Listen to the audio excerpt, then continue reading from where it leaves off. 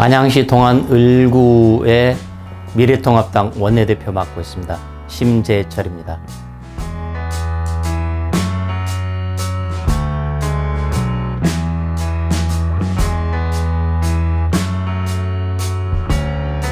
말씀하신 대로 총선 준비하느라고 눈코 뜰 새가 없습니다. 이게 지역에서 총선 준비하는 것은 물론이지만은 또한 저희 당의 원내대표를 제가 맡고 있기 때문에 미래통합당의 이번 총선 전체적으로 어떻게 지휘해야 될 것이냐, 그 전체적인 전략을 짜는데도 상당한 시간을 쓸 수밖에 없습니다. 그런 점에서 중앙과 지방 양쪽을 오가면서 계속 바쁜 나날을 보내고 있습니다. 국민들에게 꿈과 희망을 주고 싶어서입니다. 지금 국민들이 요즘 가장 고통스러운 것은 바로 경제입니다. 경제가 완전히 폭망이라고 하죠. 그래서 경제가 이렇게 잘못 가라앉아 있기 때문에 사람들이 먹고 사는 문제를 크게 지금 힘들어하고 있습니다.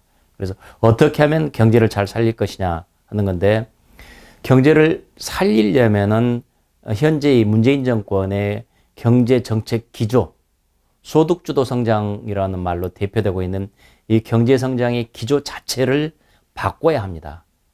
그 기조를 바꾸기 위해서는 저희 미래통합당이 다수를 차지해서 직접 문재인 정권의 정책 기조에 대해서 브레이크를 걸고 잘못된 정책들은 다시 바꿔내는 이런 작업들을 해야 됩니다.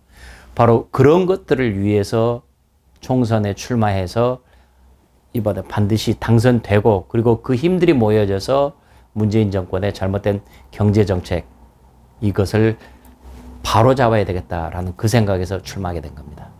그야말로 격동의 시절이었습니다. 격동의 시절이었던 만큼 제 인생도 그렇게 순탄치는 않았었죠.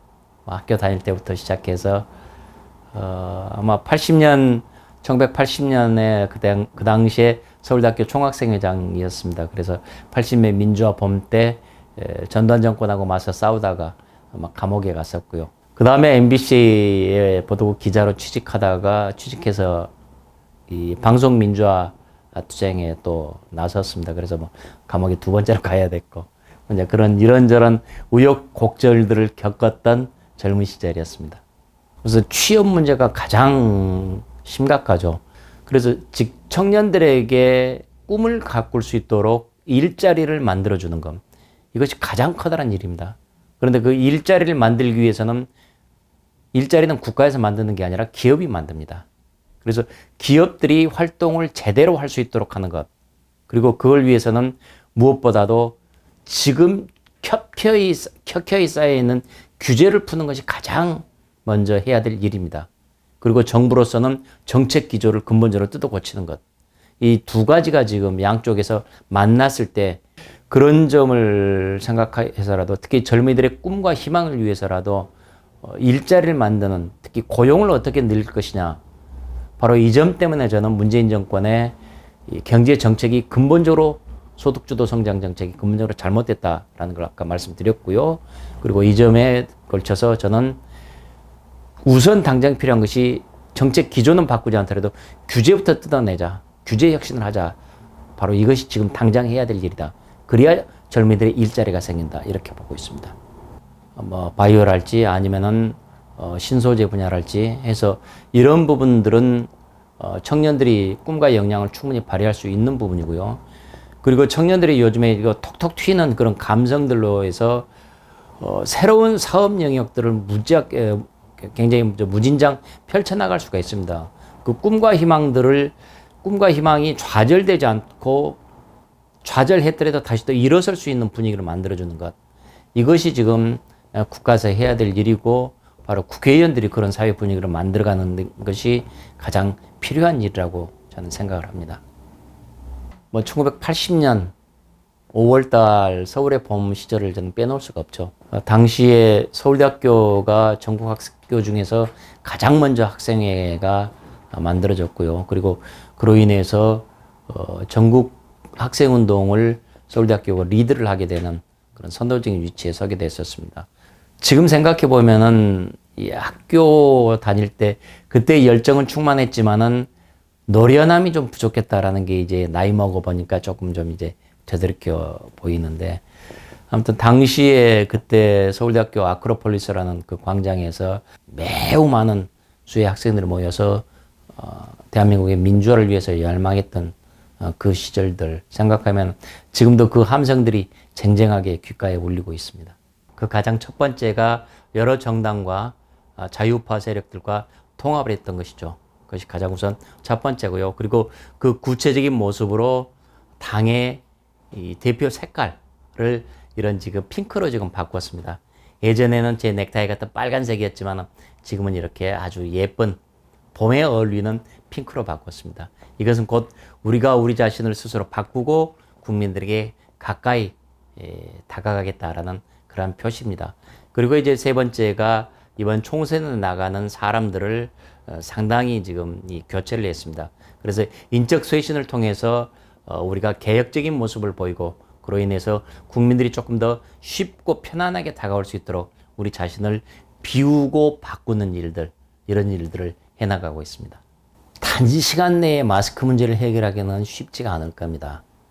왜냐하면 마스크를 생산할 수 있는 설비, 그 설비 확보를 못하고 있기 때문입니다.